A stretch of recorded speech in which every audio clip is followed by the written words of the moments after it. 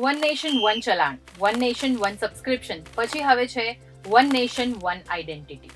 જો તમે એક સ્ટુડન્ટ હો અથવા તમારા ઘરમાં કોઈ સ્કૂલમાં હોય તો તમે આ વિડીયો ખાસ જોજો, બીકોઝ હવે આપાર આઈડી બનાવવું ઇઝ વેરી ઇમ્પોર્ટન્ટ. તો આપાર આઈડી ઇમ્પોર્ટન્ટ કેમ છે અને આપાર આઈડીને તમે ઓનલાઈન કેવી રીતે બનાવી શકો એ જોઈએ આજના વિડીયોમાં વિથ મી હેલી.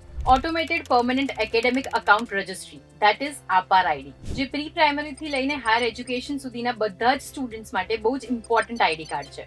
આ દરેક સ્ટુડન્ટ માટે એક યુનિક આઈડેન્ટિફિકેશન રહેશે તમારા એકેડેમિક્સને લઈને. જેમ કે તમારું રિઝલ્ટ છે કે તમારી માર્કશીટ્સ, તમારા કોઈ પણ સર્ટિફિકેટ્સ હોય, અચીવમેન્ટ્સ હોય, સ્કોલરશિપ હોય અથવા કોઈ પણ એક્સ્ટ્રા કરિક્યુલર એક્ટિવિટીઝ કરતા હો, એ બધું જ હવે ડિજિટલી સ્ટોર થશે.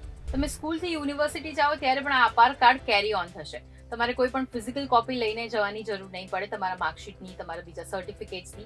તમે ખાલી આ આપાર કાર્ડ લઈને જશો તો પણ બધું વેરીફાઈ થઈ જશે. અને તમે ઇનફેક્ટ ભણતર પછી જ્યારે જોબની શરૂઆત કરો છો ત્યારે પણ આ આપાર કાર્ડથી જ બધું વેરીફાઈ થઈ જશે, જેનાથી તમારા એડમિશનની પ્રોસેસ બહુ જ સ્મૂથ થઈ જશે. તો હવે આપાર આઈડી તમે બે રીતે બનાવી શકો છો. એક તો ઓનલાઈન છે જ, અને જો હજી પણ તમે સ્કૂલમાં જ ભણતા હો તો તમે તમારા સ્કૂલ ઓથોરિટીઝને વાત કરો, એ તમને એક કન્સેન્ટ ફોર્મ આપશે જેના પર તમારે તમારા પેરેન્ટ્સની સાઇન કરાવવાની રહેશે.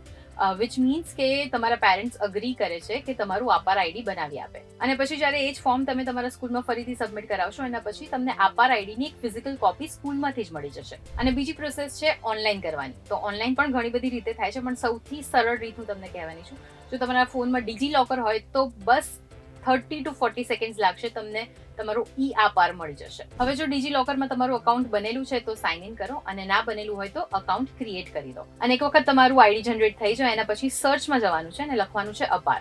હવે અહીંયા જે પણ બેઝિક ડિટેલ્સ છે એ ઓટોફિલ થઈને જ આવશે. તમારે 3 જ વસ્તુ ભરવાની રહેશે. પહેલું છે આઈડેન્ટિટી વેલ્યુ. હવે આ ભરવા માટે તમારે પહેલા નીચે સિલેક્ટ કરવું પડશે આઈડેન્ટિટી ટાઈપમાં. અહીંયા આમાંથી તમારી પાસે જે પણ અવેલેબલ હોય તમે સિલેક્ટ કરી શકો છો.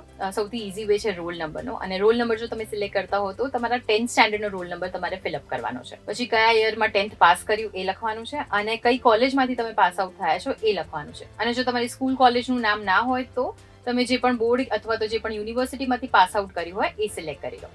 અને પછી તમારે ક્લિક કરવાનું છે ગેટ ડોક્યુમેન્ટ્સ પર. ગેટ ડોક્યુમેન્ટ્સ પર ક્લિક કરશો એની થોડીક જ સેકન્ડ્સમાં તમારું આપાર આઈડી જનરેટ થઈ જશે. અને તમે તમારા અપાર કાર્ડની ઈ કોપી અહીંયાથી ડાઉનલોડ પણ કરી શકો છો. સો આ વિડીયો હવે બધા જ સ્ટુડન્ટ્સની સાથે શેર કરી દો, જેથી કરીને એ પણ એમનું અપાર આઈડી એકદમ ઇઝીલી ઘરે બેઠા હેઝલ ફ્રી બનાવી શકે, because it is very very very important for your academics, right? So તમે પણ અપાર કાર્ડ બનાવી લો, અને આવા જ ઇન્ફોર્મેટિવ ન્યૂઝ માટે શું કરવાનું છે? જોતા રહો ગુજરાત સમાચાર. અને ફોલો ના કર્યું હોય તો પહેલા ફોલો કરી લેજો.